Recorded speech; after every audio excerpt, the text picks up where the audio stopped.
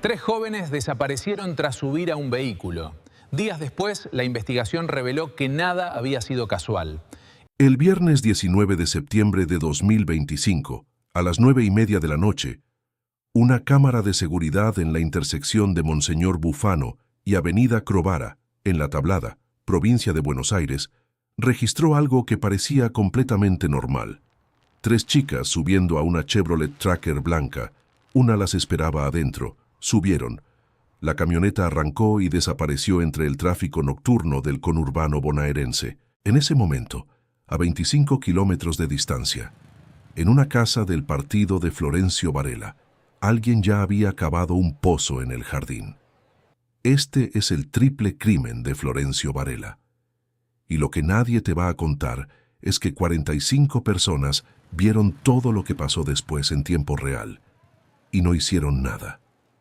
Para entender lo que le pasó a Brenda, a Morena y a Lara, primero tienes que entender dónde vivían y cómo vivían. La Tablada es parte del partido de La Matanza, en el conurbano bonaerense, una de las zonas más populosas del Gran Buenos Aires, con más de 1.300.000 personas distribuidas en barrios que crecieron sin planificación, en calles que el Estado tardó décadas en asfaltar, en esquinas donde los servicios básicos todavía llegan de manera irregular.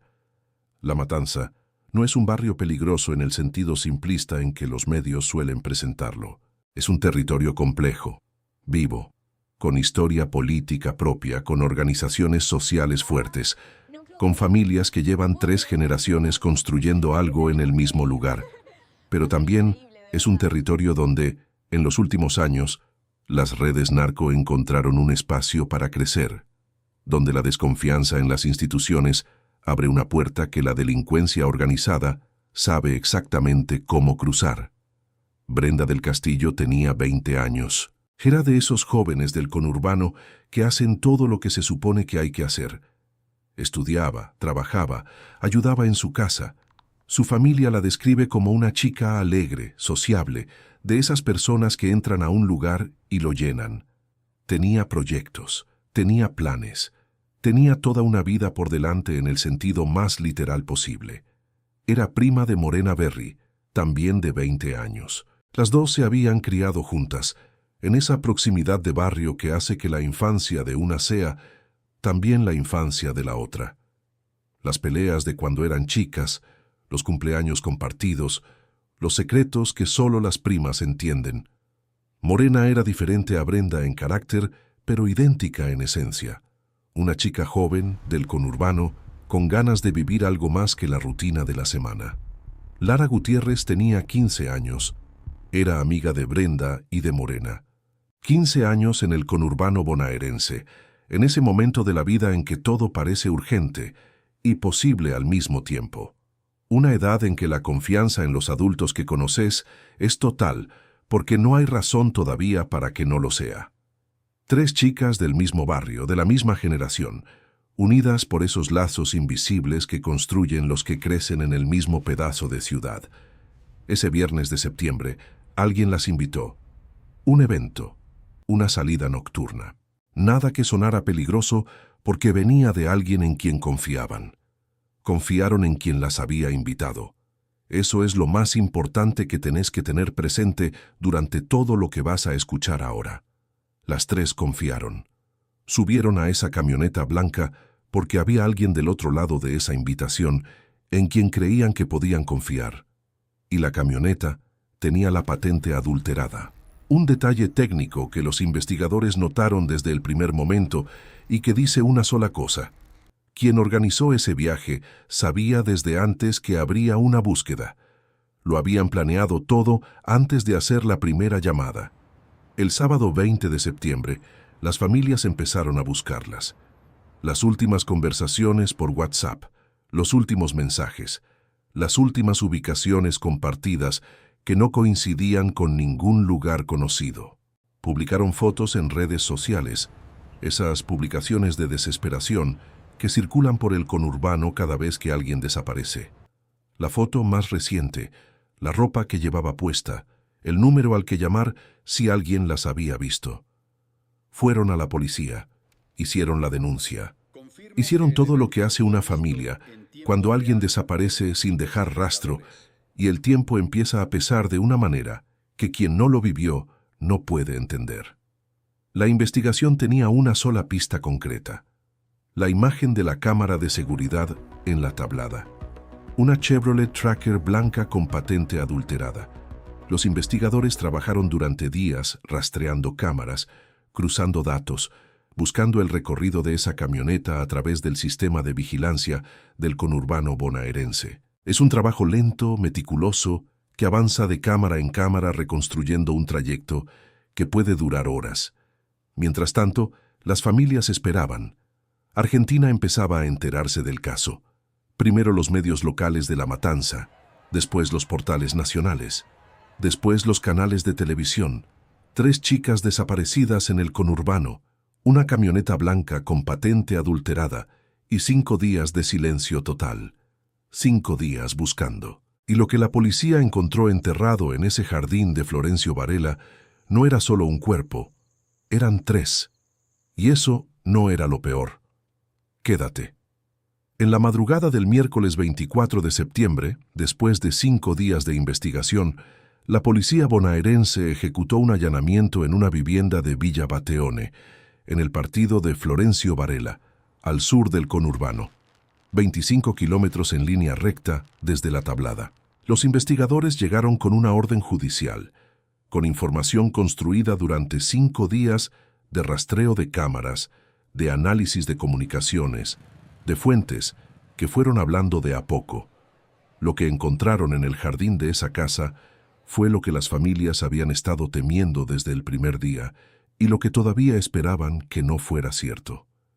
Los cuerpos de Brenda, de Morena y de Lara estaban enterrados allí, y el pozo que los contenía no era reciente. No fue cavado después, no fue una decisión de último momento. Alguien lo había preparado con anticipación antes de que las 3 chicas subieran a esa camioneta blanca en la tablada, antes de que arrancaran, antes de que dejaran su barrio por última vez. El crimen no fue algo que se salió de control, fue un plan ejecutado con precisión milimétrica desde el principio hasta el final. Cada paso estaba pensado, cada detalle estaba cubierto. La patente adulterada, el pozo en el jardín, el grupo de Instagram cerrado. Todo. Los forenses trabajaron durante horas en ese jardín. Lo que documentaron en las autopsias fue tan brutal que varios investigadores que participaron del procedimiento solicitaron asistencia psicológica en los días siguientes.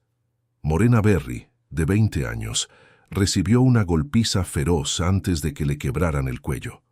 Brenda del Castillo fue atacada con un arma cortante en el cuello, golpeada repetidamente en el rostro, y su cuerpo fue mutilado en el abdomen de manera post-mortem. Y Lara tenía 15 años.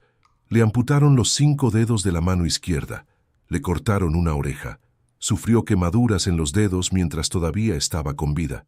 Después le cortaron el cuello. 15 años, en un jardín de Florencio Varela, a 25 kilómetros de su casa. 45 personas vieron todo esto en tiempo real, y ninguna hizo nada. Eso viene ahora. Javier Alonso, ministro de Seguridad de la provincia de Buenos Aires, lo confirmó en televisión nacional en los días siguientes al hallazgo. La tortura y el asesinato de las 3 chicas fue transmitido en vivo a través de un grupo cerrado de Instagram. No fue grabado y distribuido después. Fue transmitido mientras sucedía, en tiempo real, con 45 personas como audiencia, 45 personas que esa noche eligieron estar en ese grupo, que vieron en la pantalla de su celular lo que se le hacía a Brenda, a Morena y a Lara, que en algún momento durante esa transmisión tuvieron sus dispositivos en las manos y no marcaron el número de emergencias. No una persona, no 5, no 10, 45. Y en algún momento de esa transmisión, la voz del hombre que ordenó el crimen se escuchó decir algo que resume toda la lógica del horror que estás escuchando. Esto es lo que le pasa al que me roba droga. No fue un crimen de odio, no fue un crimen pasional, no fue algo que se salió de control en un momento de furia, fue una reunión de trabajo, un mensaje corporativo de una organización criminal que usa la muerte como comunicado interno. 3 chicas de 15 y 20 años murieron como advertencia para 45 personas que integran o están vinculadas a una red narco del conurbano bonaerense. Y esas 45 personas no eligieron entrar a ese grupo por accidente. Sabían exactamente dónde estaban entrando.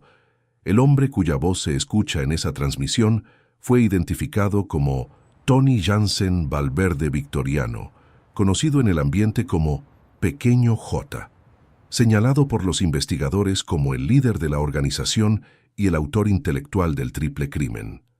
Su socio, Matías Agustín Osorio, fue identificado como coautor. En los días siguientes al allanamiento, 4 personas fueron detenidas en distintos puntos del conurbano bonaerense.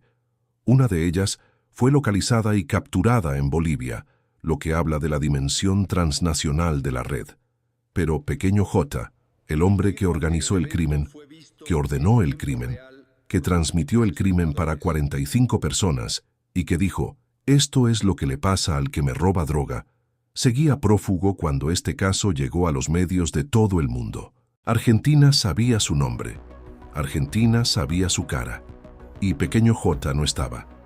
Pequeño J ordenó el crimen, transmitió el crimen, y cuando Argentina lo buscó, ya no estaba. Pero hay algo más que nadie está diciendo en voz alta. Lo que Pequeño J hizo esa noche no fue una innovación local ni una ocurrencia espontánea. La transmisión en vivo de crímenes como herramienta de disciplinamiento interno ya tiene historia documentada en México, en Colombia, en Brasil. Es una práctica que los grandes carteles latinoamericanos llevan años usando para controlar a sus propias organizaciones desde adentro. Matar a alguien delante de todos los que trabajan para vos, transmitirlo en tiempo real, hacer que el mensaje llegue a cada rincón de tu red en el momento exacto en que está sucediendo. No es crueldad descontrolada, es terrorismo interno ejecutado con lógica empresarial, es gestión del miedo a escala industrial, y llegó al Gran Buenos Aires de la mano de una banda con conexiones internacionales que la justicia argentina todavía está desenredando, causa por causa, nombre por nombre. Pero hay algo que va más allá de Pequeño J, más allá de su organización y más allá de las 45 personas que miraron en silencio. En Argentina, en el momento en que ocurrió este crimen, las plataformas digitales no tenían obligación legal de reportar transmisiones criminosas en grupos cerrados a las autoridades. No existía un marco normativo que obligara a Instagram ni a ninguna otra plataforma a detectar, interrumpir o reportar contenido criminal en grupos privados. Lo que pasó esa noche en ese grupo fue técnicamente invisible para el Estado hasta que alguien habló. La tecnología avanzó, las redes narco aprendieron a usarla, y la ley no acompañó ninguna de las dos cosas. 3 chicas murieron también porque hay una brecha legal que nadie cerró a tiempo, y esa brecha sigue abierta hoy, mientras estás escuchando esto.